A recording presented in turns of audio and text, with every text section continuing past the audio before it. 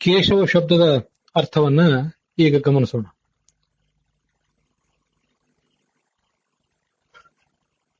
ಹರಿವಂಶದಲ್ಲಿ ಬಂದಿರುವಂತಹ ಒಂದು ಶಬ್ದ ಇದು, ಒಂದು ಶ್ಲೋಕ. ಇದನ್ನ ಆಚಾರ್ಯರು ಗೀತಾ ಭಾಷ್ಯದಲ್ಲಿ ಸೂಚನೆ ಮಾಡಿದ್ದಾರೆ. ಪೂರ್ಣ ಶ್ಲೋಕವನ್ನೇನು ಹೇಳಲಿಲ್ಲ, ಅದನ್ನು ಸೂಚನೆ ಮಾಡಿದ್ದಾರೆ. 2ನೇ ಅಧ್ಯಾಯದ 54ನೇ ಶ್ಲೋಕದಲ್ಲಿ ಸ್ಥಿತಪ್ರಜ್ಞಸ್ಯ ಕಾ ಭಾಷಾ ಸಮಾಧಿಸ್ಥಸ್ಯ ಕೇಶವ ಅನ್ನುವಲ್ಲಿ ಕಂ ಬ್ರಹ್ಮಾಣಂ ಈಶಂ ರುದ್ರಂ ಚ ವರ್ತಯತಿ ಇತಿ ಕೇಶವ. ಆಚಾರ್ಯರಿಗೆ ಅರ್ಥ ಹೇಳಿದ್ದಾರೆ. ಕ ಅಂದ್ರೆ ಚತುರ್ಮುಖ ಬ್ರಹ್ಮ, ಈಶ ಅಂದ್ರೆ ರುದ್ರ, ಇವರಿಬ್ಬರನ್ನು ಕೂಡ ವರ್ತಯತಿ ಮುನ್ನಡೆಸುವವನು. ಆ ನಿರುಕ್ತಿ ಹರಿವಂಶದಲ್ಲೇ ಬಂದಿದೆ.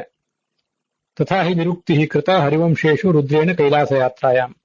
ರುದ್ರ ಕೈಲಾಸದ ಯಾತ್ರಾ ಪ್ರಸಂಗದಲ್ಲಿ ಇದನ್ನ ಕೃಷ್ಣನ ಎದುರಿಗೆ ಹೇಳಿದಂತ ಒಂದು ಮಾತಿನಲ್ಲಿ ಆ ಕೃಷ್ಣ ಶಬ್ದದ ಅರ್ಥವನ್ನು ಹೇಳ್ತಾನೆ. ಆ ಶ್ಲೋಕ ಯಾವುದು ಅಂತ ಅನ್ನೋದನ್ನ ಪ್ರಮೇಯ ದೀಪಿಕಾದಲ್ಲಿ ಜಯತೀರ್ಥರು ಕೋ ಬ್ರಹ್ಮೇತಿ ಸಮಾಖ್ಯಾತಃ ಈಶೋಹಂ ಸರ್ವದೇಹಿಷು ಆವಾಂ ತವಾಂಗೇ ಸಂಭೂತೌ ತತಃ ಕೇಶವ ನಾಮವಾನ್ ಇತಿ ಹರಿವಂಶವಚನಂ ಪ್ರಮೇಯ ದೀಪಿಕಾದಲ್ಲಿ ಅದನ್ನು ಹೇಳ್ತಾರೆ. ಇದು ಇವತ್ತು ನಮಗೆ ಹರಿವಂಶದ ಭವಿಷ್ಯ ಪರ್ವದ 88ನೇ ಅಧ್ಯಾಯದ 48ನೇ ಶ್ಲೋಕದ ರೂಪದಲ್ಲಿ ಕಂಡು ಬರ್ತದೆ. ಇವತ್ತಿಗೂ ಕೂಡ ಇದೆ ಈ ಶ್ಲೋಕ. ಆದ್ರೆ ಆಚಾರ್ಯರು ಪೂರ್ಣ ಶ್ಲೋಕವನ್ನು ಹೇಳಲಿಲ್ಲ. ಹರಿವಂಶದಲ್ಲಿ ನೀವೇ ನೋಡಿ ಅಂತ ಅವರ ಅಭಿಪ್ರಾಯ ಇದ್ದಿರಬೇಕು. ಕಹ ಅಂದ್ರೆ ಚತುರ್ಮುಖ ಬ್ರಹ್ಮ ಅಂತ ಅರ್ಥ. ಬ್ರಹ್ಮ ಇತಿ ಸಮಾಖ್ಯಾತಃ, ಬ್ರಹ್ಮನು ಕಹ ಎಂದಾಗಿ ಸಮಾಖ್ಯಾತಃ ಹೇಳಲ್ಪಟ್ಟಿದ್ದಾನೆ. ಅಹಂ ನಾನು ರುದ್ರನು, ಸರ್ವದೇಹಿಷು ಎಲ್ಲಾ ದೇಹಿಗಳಲ್ಲಿಯೂ ಕೂಡ, ದೇಹಧಾರಿಗಳಾದಂತಹ ಪ್ರತಿಯೊಂದು ಜೀವರಲ್ಲಿಯೂ ಕೂಡ ಈಶನಾಗಿ ಇದ್ದೇನೆ. ಯಾಕಂದ್ರೆ ನಾನು ದೇಹಾಭಿಮಾನಿ, ಶರೀರ ಪುರುಷ ಶಿವ ಅಂತೇಳಿ ಐತರೇಯ ಉಪನಿಷತ್ನಲ್ಲೂ ಕೂಡ ಅವನನ್ನು ವರ್ಣನೆ ಮಾಡ್ತಾರೆ. ಶರೀರ ಪುರುಷ ಶಿವ ಐತರೇಯ ಉಪನಿಷತ್ತು ಅದರ ಭಾಷ್ಯದಲ್ಲಿ. ಹೀಗೆ ಎಲ್ಲಾ ದೇಹಿಗಳಲ್ಲಿಯೂ ಕೂಡ, ದೇಹಧಾರಿಕರಾದ ವ್ಯಕ್ತಿಗಳಲ್ಲಿಯೂ ನಾನು ಈಶನಾಗಿದ್ದೇನೆ. ಹಾಗಾಗಿ ಈಶ ಅಂದ್ರೆ ನಾನು ರುದ್ರ.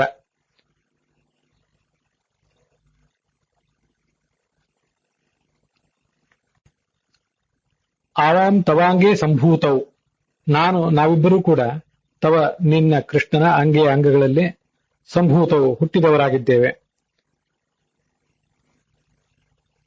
ಯಸ್ಯ ಪ್ರಸಾದಜೋ ಬ್ರಹ್ಮ ರುದ್ರಶ್ಚ ಕ್ರೋಧ ಸಂಭವ. ಚತುರ್ಮುಖ ಬ್ರಹ್ಮ ಭಗವಂತನ ಪ್ರಸನ್ನತೆಯಿಂದ ಹುಟ್ಟಿದವನು, ರುದ್ರ ಆತನ ಕ್ರೋಧದಿಂದ ಹುಟ್ಟಿದವನು ಅಂತ ಹೀಗೆ ವರ್ಣನೆ ಬರ್ತದೆ. ನಿನ್ನ ಅಂಗಗಳಲ್ಲಿ ನಾವು ಹುಟ್ಟಿದವರಾಗಿದ್ದೇವೆ.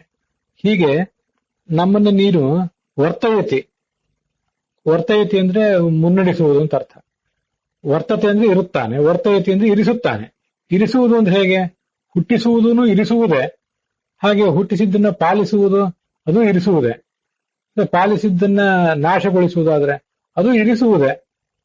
ಹೀಗೆ ಇವ ಅಸ್ತಿತ್ವದ್ದೇ ಇವೆಲ್ಲ, ಈ ಹುಟ್ಟು, ಅದರ ಪಾಲನ, ಅದರ ನಾಶ ಎಲ್ಲವೂ ಕೂಡ ಪ್ರಭೇದಗಳಾಗಿವೆ. ಆದ್ರಿಂದ ತತಃ ಕೇಶವ ನಾಮವಾನ್, ಕ ಈಶ ವ ಇಷ್ಟು ಶಬ್ದಗಳಿವೆ ಅಲ್ಲಿ. ವರ್ತಯತಿ ಅಂತ ಏನು ವೃತವರ್ತನೆ ಧಾತು ಇದೆ, ಅದರ ಒಂದು ಸಂಕ್ಷಿಪ್ತವಾದ ಅಕ್ಷರ, ಮೊದಲನೇ ಅಕ್ಷರವನ್ನ ತಗೊಂಡು ಕೇಶವ ಅನ್ನುವ ಶಬ್ದ ನಿಷ್ಪನ್ನವಾಗಿದೆ.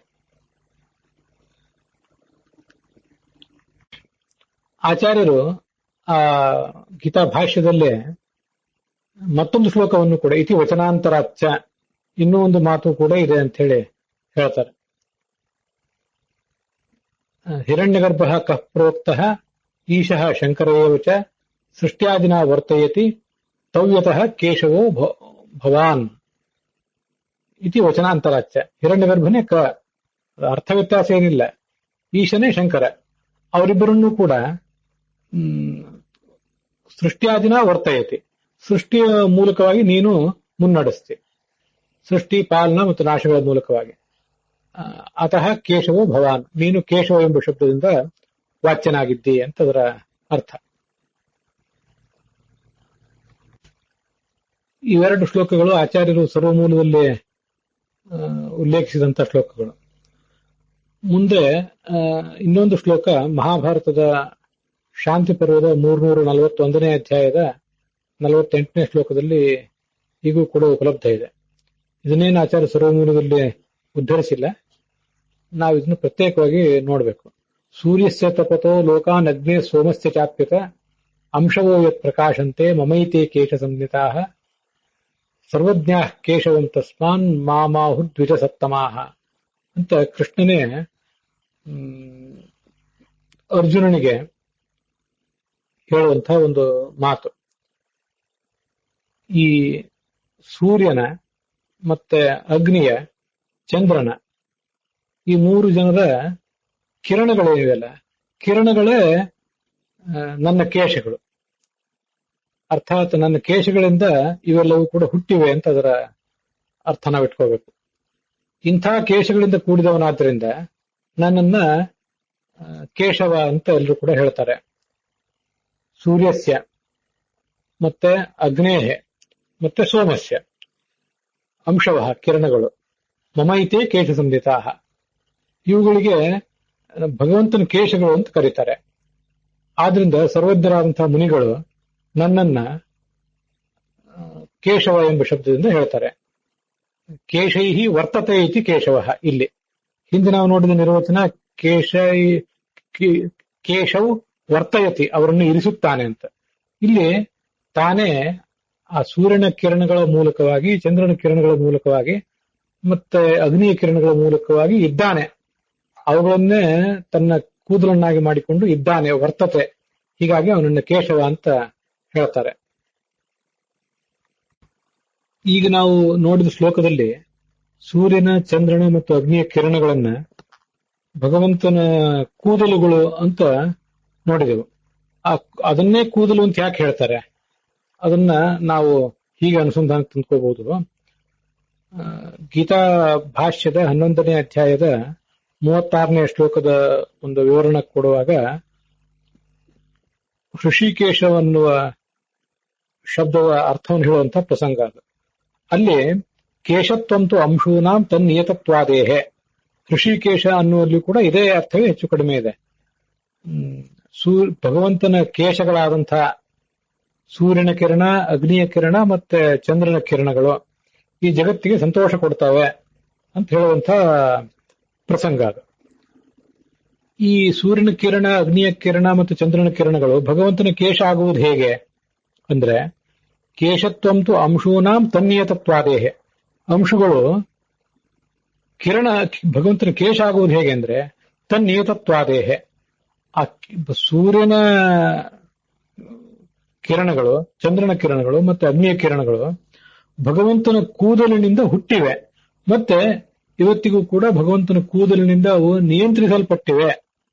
ಈ ಕಾರಣದಿಂದಾಗಿ ಆ ಭಗವಂತನ ಕೂದಲುಗಳು ನಿಯಂತ್ರಕ, ಈ ಕಿರಣಗಳು ನಿಯಮ್ಯ. ಈ ಒಂದು ನಿಯಂತ್ರಕ ಮತ್ತು ನಿಯಮ್ಯ, ಕಾರಣ ಮತ್ತು ಕಾರ್ಯ, ಇವೆಲ್ಲದಕ್ಕೂ ಕೂಡ ಅಭೇದವನ್ನ ಕೆಲವು ಬಾರಿ ಹೇಳ್ತಿರ್ತಾರೆ. ಹುಟ್ಟಿದ್ದು ಕೂಡ ಹೌದು, ಅವತ್ತಿನ ಕೂದಲುಗಳಿಂದಲೇ ಈ ಕಿರಣಗಳು ಹುಟ್ಟಿರುವುದು ಹೌದು. ಆದ್ರಿಂದ ನಾವೀಗಾಗಲೇ ನೋಡಿದಂತೆ ಕಾರಣ ಮತ್ತು ಕಾರ್ಯ ಮತ್ತು ನಿಯಾಮಕ ಅಥವಾ ನಿಯಂತ ಮತ್ತು ನಿಯಮ್ಯವಾದಂತಹ ವಸ್ತು, ಇವೆರಡಕ್ಕೂ ಅಭೇದವನ್ನ ಶಾಸ್ತ್ರದಲ್ಲಿ ಹೇಳ್ತಾರೆ. ಹೀಗೆ ಅಭೇದವನ್ನು ಹೇಳುವುದರಿಂದ ಸೂರ್ಯನ, ಚಂದ್ರನ, ಅಗ್ನಿಯ ಕಿರಣಗಳು ಭಗವಂತನ ಕೂದಲುಗಳಿಂದ ನಿಯಮಿಸಲ್ಪಟ್ಟಿರೋದ್ರಿಂದ ಈ ಮೂರನ್ನ ಭಗವಂತನ ಕೂದಲು ಅಂತಾನೆ ಹೇಳ್ತಾರೆ. ಅದು ಗೀತಾ ಭಾಷ್ಯದ 11ನೇ ಅಧ್ಯಾಯದಲ್ಲಿ 36ನೇ ಶ್ಲೋಕದಲ್ಲಿ ನಮ್ಗೆ ಗೊತ್ತಾಗ್ತದೆ.